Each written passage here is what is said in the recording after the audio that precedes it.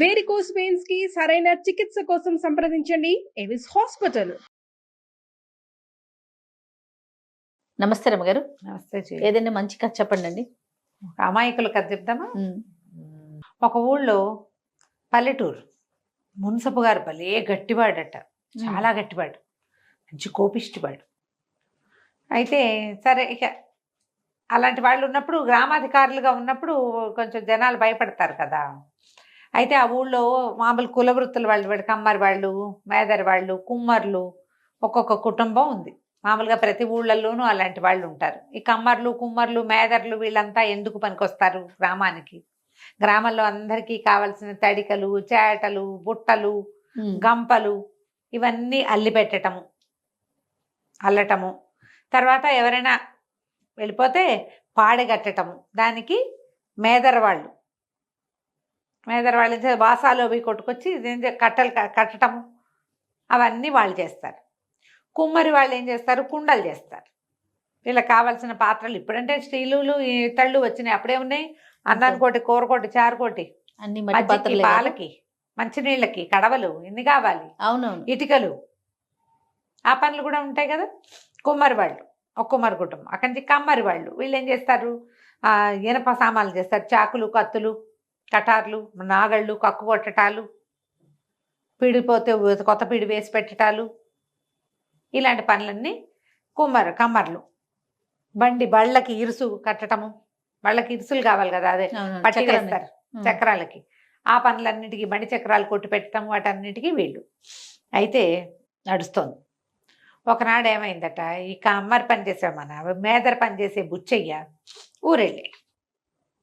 ఊరెళ్ళేసరికల్లా, ఆ రోజు వాళ్ళు మధ్యాహ్నం ఎప్పుడో బయలుదేరి వెళ్ళాడు, రాత్రికి రాలా, మర్నాడు కూడా లేదు. తెల్లవారేసరికల్లా ఆ ఊళ్ళో ఒక పెద్ద మోతుబరి గారి తల్లి చచ్చిపోయింది, ముసలావిడ. అయ్యో, ముసలావిడ పోయేసరికల్లా సరే ముందంతా ఏవో వ్యవహారాలు అవి ఇవి చూశారు. మధ్యాహ్నం అయ్యేసరికి లేవదీయండి అన్నారు. లేవదీయాలంటే వాడు రావద్దు, మేదరవాడు పాడగట్టాలి కదా.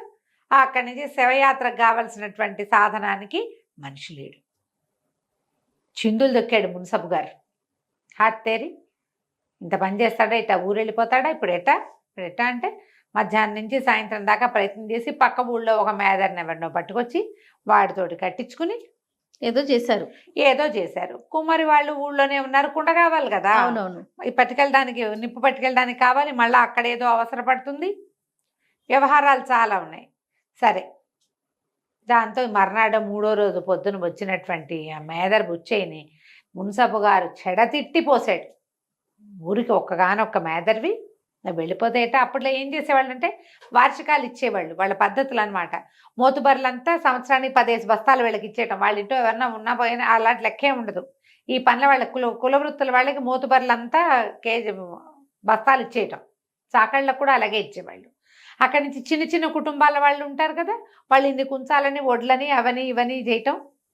రోజు అన్నం పెట్టే కుటుంబాలు కొన్ని, మజ్జిగ పోసే కుటుంబాలు కొన్ని, గొల్లలు మజ్జిగలు పోయటాలు, అట్లాంటి పద్ధతులు ఉండేవి. వాళ్ళ కుటుంబాలకు పోషణ వీళ్ళే. ఓకే, ఆగంచి తెగ తిట్టాడు, తిట్టిపోసాడు. ఈసారి కనుక నువ్వు ఇట్లా చెప్పా పెట్టకుండా ఊరెళ్ళిపోయావంటే చూసుకో, నీ వార్షికం కోసేస్తాం ఇంకా అని కేకలేశాడు. కొన్ని రోజులు గడిచిపోయాయి. కొన్నాళ్ళు అయిన తర్వాత ఒకరోజు మేదర్ బుచ్చయ్యకి, కుమ్మరి రంగడికి, వీళ్ళిద్దరికి పట్టణం వెళ్ళే పని పడి, ఇప్పుడు భయం పట్టుకుంది. పుసుకుని ఊరు దాటేమనుకో, ఎవరికైనా అయితే ఏం చెయ్యాలి బాగా ఆలోచించుకున్నారు ఇద్దరు. ఎల్లుండి ఊరెళ్ళాలి. సరే లేరా, ఓ పని చేద్దాము. ఊరెళ్ళే ముందు 4 మోతుబర్ల ఇళ్ళున్నాయి. తలా ఒక ఇంటి ముందు ఒక 2 పాడలు సిద్ధం చేసి, తలా 4 కుండలు, 2 కుండలు పెట్టేసేసామంటే వచ్చేదాకా పని గడుపుకుంటారు, ఒకవేళ మనం లేకపోయినా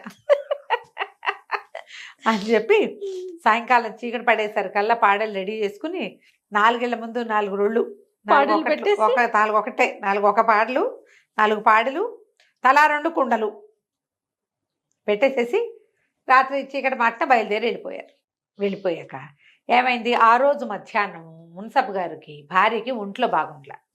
ఆయనకి పై ఊళ్ళో ఆయన మేనత్త మనవరాలదో ఎవరిదో వివాహం ఉంటే అది చూసుకుని వైద్యుడిని ఒకరిని వెంబడి పెట్టుకొస్తాను, ఒంటో బాగుండలేదు అన్నాడు. సరే ఊరు నుంచి తెచ్చుకోవాలి వైద్యుడిని. ఈయనేమో మధ్యాహ్నమే వెళ్ళిపోయాడు, ఆయనకి తెలియదు ఈ పాడల వ్యవహారం. ఆయన ఏం చేశాడు, రాత్రికి బాగా చీకటి పడ్డాక వీళ్ళిద్దరు వెళ్ళిపోయినాక బండి వేసుకొచ్చాడు. ఆ రోజుల్లో ఏముంది, ఒంటెద్దు బళ్ళు లేదా ఒంటి గుర్రబళ్ళు ఉండేవి, జట్కాలు ఉండేవి, దీపం వెలుగులో రోడ్ల మీదకి వచ్చేసేవి. ఆయన వైద్యుడిని కూడా వెంబడి పెట్టుకొచ్చాడు. ఈయన మున్సబ గారు తన వాకిట్లో దిగంగానే వాకిట్లో పాడి కనపడింది. వెళ్ళిపోయాడు ఆయన. ఆవిడ అయిపోయింది, మధ్యాహ్నం ఒంటో బాగుండలా, వైద్యుని తెచ్చేసరికి పెళ్ళాం వెళ్ళిపోయింది, వాకిట్లో ఎవరు లేరు.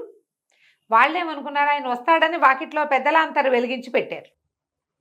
ఈయనకు ఆ చీకటి మాటన అక్కడ ఒక చాప చుట్ట ఉంటే అది ఇదేనని భావించి, అందుకే పెద్ద దీపం పెట్టారని, పాడు కూడా సిద్ధంగా ఉంది, 2 కుండలు సిద్ధంగానే లబో అది పోసే, ఇంత పని చేసావే ఓసిని దుంపదేగా, వైద్యుని తెచ్చేదాకా ఆగలేకపోతేవేమే అని పెద్ద కేక పెట్టాడు. బాని పెద్ద పెట్టేసేసరికల్లా పక్క వీళ్ళల్లో అరుగుల మీద పడుకున్న వాళ్ళు హడిలిపోయి లేచారు. ఏమిటి ఏదో అయిపోయిందని, ఇంకేముంది మున్సబ్ గారు పెళ్ళాం పోయిందని అందరూ లేచి వచ్చేసారు. అయ్యో రావు. ఈ వైద్యుడు తను ఉండాలో వద్దని, తను ఎవరి కోసం చూడడానికి వచ్చాడో ఆవిడ పోయింది. ఇంకెందుకు, బయట పెద్ద శోకండాలు వినపడేసరికి మున్సబ్ గారు పెళ్ళాము అమ్మ ఇద్దరు తలుపేసుకుని లోపల పడుకున్నారు. బయట శోకాలు వినపడేసరికల్లా బండి వచ్చిన చప్పుడు తెలుస్తుంది, బండి ఆ గుర్రాలు కదులుతున్నాయి, మూలమవుతుంది.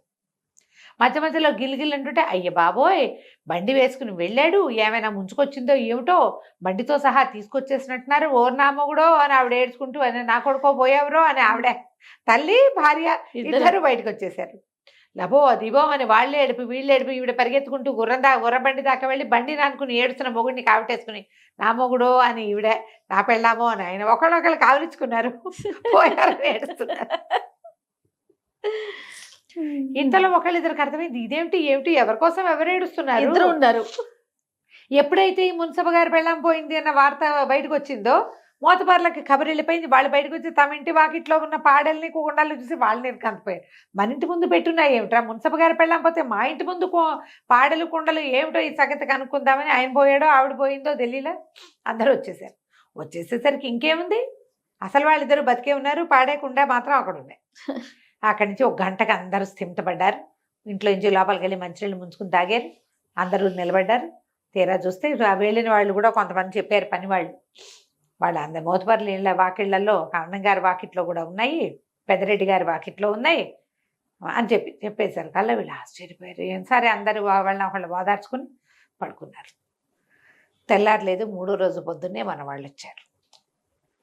ఏరా మీ దుంపలదేగా ఈ పాడలు కుండలు పెట్టారేమిట్రా అంటే, మేము ఊరెళ్ళాం బాబు, ఓవేళ అవసరమైతే ఎక్కడికి వెళ్తారు, మీరు పై ఊళ్ళకి వెళ్ళలేరు కదా, అందుకని జాగ్రత్తగా పాడకుండా ఎప్పుడు చేయాలి, అప్పుడు ప్రత్యేకమైన సందర్భంలో చేయాలి కదా. అక్కడి నుంచి తెగదిట్టి వాటిని ఎక్కడో చేట్లో బారేయించారనమాట. తర్వాత నుంచి ఇలా కాదు, ఇంకొక కుటుంబాన్ని తెచ్చుకుందామని ఇంకో కుటుంబాన్ని, వాళ్ళ పిల్లల్ని ఇచ్చిన అల్లుళ్ళని వాళ్ళని తెచ్చిపెట్టుకున్నారు కథ కంచికి మనం ఇంటికి.